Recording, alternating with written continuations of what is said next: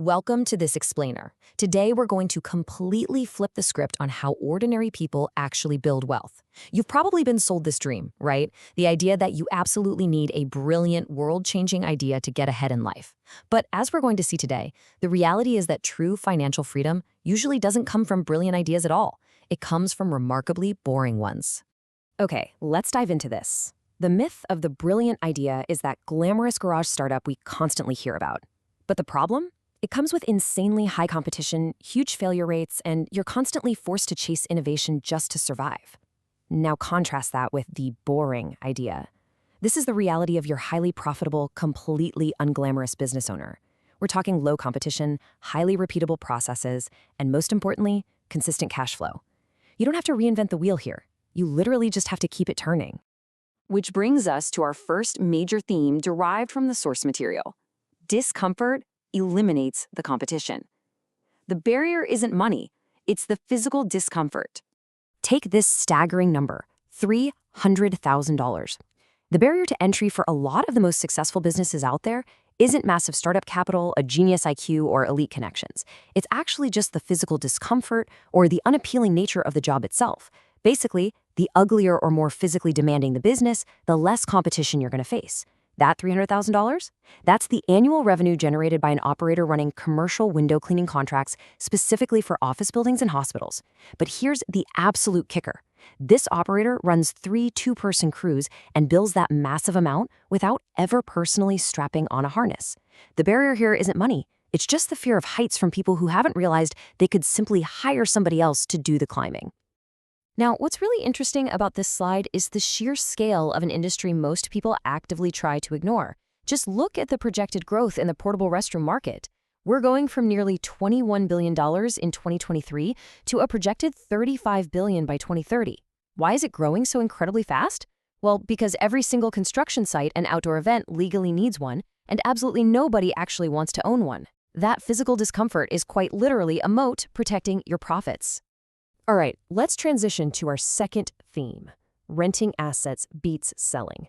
Here's why. Solving invisible problems pays off big time. If you really want to solve invisible problems and build wealth quietly, you've got to understand this dynamic. True financial leverage often comes from buying a physical asset exactly once and then charging for its use dozens, if not hundreds of times. To make this abstract concept super easy to grasp, let's look at a simple analogy. If you sell a popsicle, you earn money exactly once, right? You have to constantly find new customers, restock your inventory, and hustle every single day. But if you rent the popsicle cart itself to someone else, you earn money every single month without ever having to touch another popsicle. You provide the infrastructure, and that is where the real leverage is hidden. We can see this principle working perfectly in what we call invisible rental assets. Take vending machines, for example.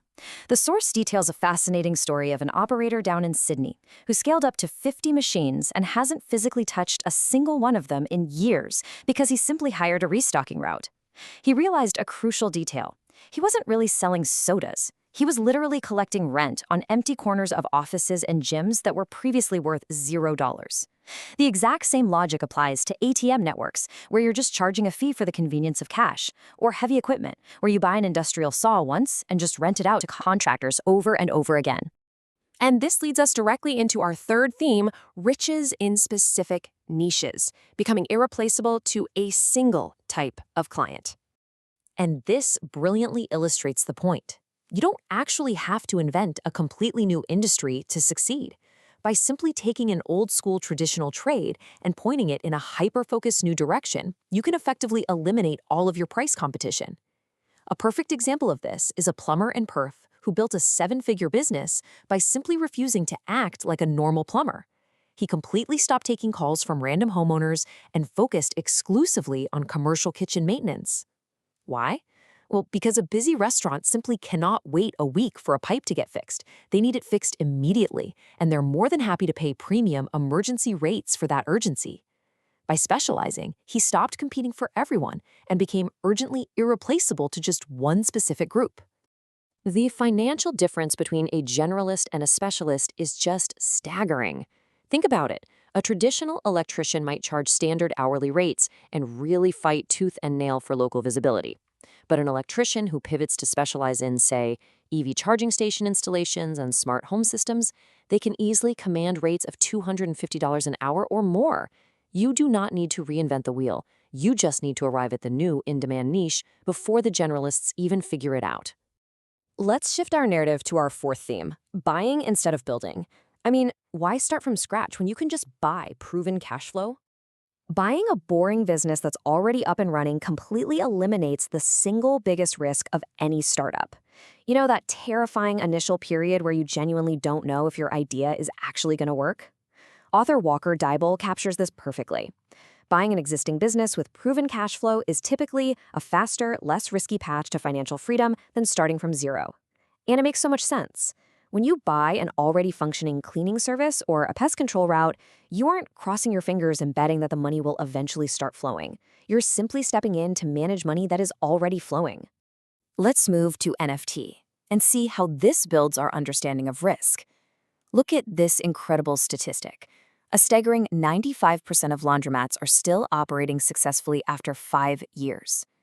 Compare that to the massive failure rate of trendy new restaurants. This is exactly why serious investors prefer the $6.8 billion washing machine industry over hospitality. People are always going to need to wash their clothes. It doesn't change with technology, it doesn't change with trends, and it definitely doesn't change with the economy. And if you want the absolute ultimate example of buying cash flow with practically zero moving parts, look at this figure, $600,000. That is the potential annual revenue for managing just 5 small parking lots in a commercial area. Think about that for a second. It's the ultimate boring business. It competes solely on location. Whoever gets to the right corner first, well, they keep the advantage forever. There's zero inventory to restock, zero customer service required, and literally no product to sell. It's just an empty space printing money. Which brings us to theme number 5, the power of recurring revenue, the invisible structure behind wealth. So the crucial point is that this invisible structure connects absolutely every single business we've looked at today. This idea is perfectly captured by Morgan Housel, who said, "People underestimate the power of simple things that repeat consistently because they chase excitement instead of consistency."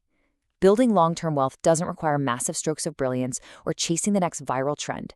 It requires identifying a need that repeats and filling it with absolute consistency.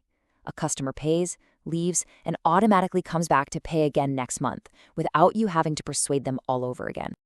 To really drive this home emotionally, consider 2 radically different paths. First, we've got Daniel, the innovator.